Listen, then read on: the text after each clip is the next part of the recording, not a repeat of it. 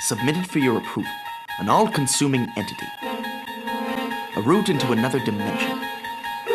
A journey to a place of fiction, entertainment. Actors, directors whose boundaries and frames are that of imagination. A dimension of stories unlike any other. You travel not knowing that you are being flung out of frame.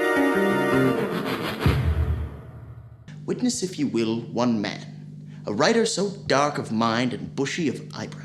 Adam, what are you doing? Oh, hey, Buff. We were just talking about Rod Serling this week, so, I thought, Just get to the good stuff. If you don't get focused and start the episode, I'll send you to the cornfield of no return and take over the episode. Buff, come on. I've watched that Twilight Zone episode. For Pete's sake, I know you don't have magical bongo powers that send people to pocket dimensions or turn them into jack-in-the-boxes or whatever.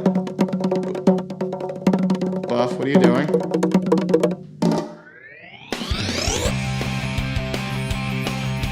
Rod Serling is perhaps one of the most famous storytellers to have ever graced television screens. Born Christmas Day, 1924, in New York State, Serling lived a relatively unremarkable life until enlisting in the Army during the Second World War. Unsurprisingly, war had changed him. During high school, Serling nearly abandoned graduating because he was in such a hurry to join the war effort. But once he had been deployed, it became apparent that the lifestyle wasn't suited for him. And by the end of his final mission, Serling returned home bitter and plagued by nightmares. The upside, however, was that this torment turned into stories that audiences would enjoy until this day. He volunteered at WNYC for a summer and got hired as a paid intern the next year. Lucky jerk. I'd be perfect to work in radio.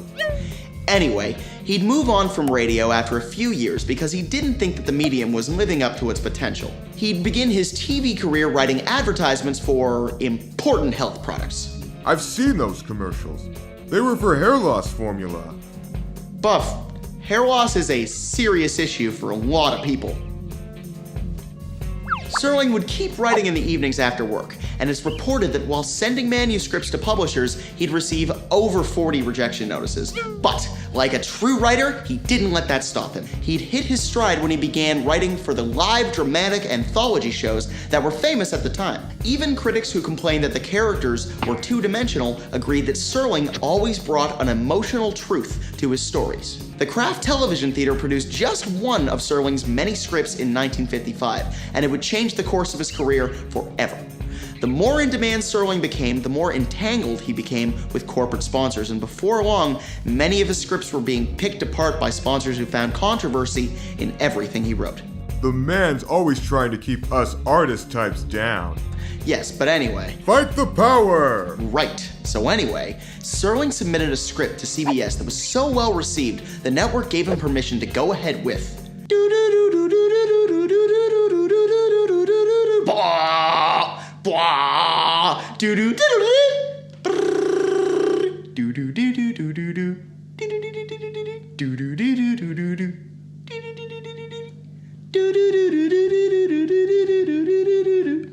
The Twilight Zone. The Twilight Zone was an anthology television series based in science fiction and fantasy, but rich in social commentary. Finally, Serling was telling the stories that he wanted to tell. And many of the Twilight Zone's short stories reflected his views on gender roles, racism, and human nature. You might call the Twilight Zone the original TV cult phenomenon. It had a loyal fan base, critical acclaim, but unimpressive ratings. In fact, the show wound up being canceled and revived twice. Next would come Night Gallery, which was similar to the Twilight Zone in a lot of ways, but instead of having one story per episode, each show contained 3 separate stories of horror and the occult.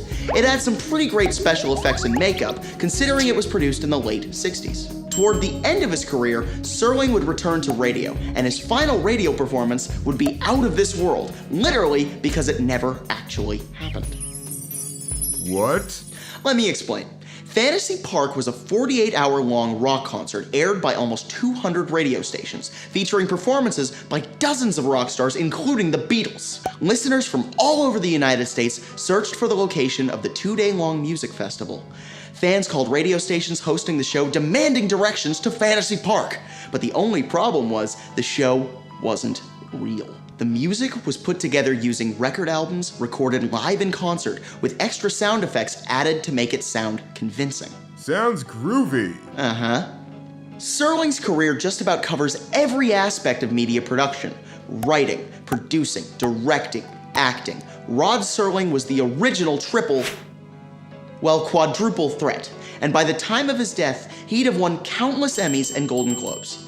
His work continues to inspire storytellers everywhere, even now. Just watch The Simpsons Treehouse of Horrors. Or the Canadian children's classic, Are You Afraid of the Dark? Do, do, do, do, do, do. Well, that's all the time we have for this week, folks. Now we part ways at the end of our tale on the late, great Rod Serling. Talent like no other.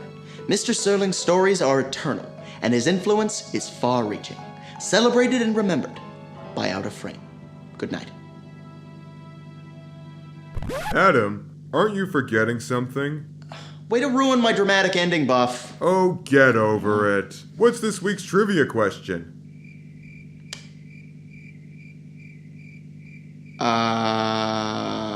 Oh, forget it. I'll just ask.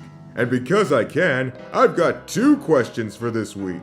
Serling didn't want to originally narrate Twilight Zone, but said it was his top choice or himself. Who did he want to voice the show? Which episode of which season of The Twilight Zone did Rod consider to be the most important one of all? Write your answers in the comments below, or feel free to tweet your best guess to @OutOfFrameTV. Next episode, we're going to chat about one of the most inspiring and bright entrepreneur producers in all of Canada, Christina Jennings. And scene. Scene.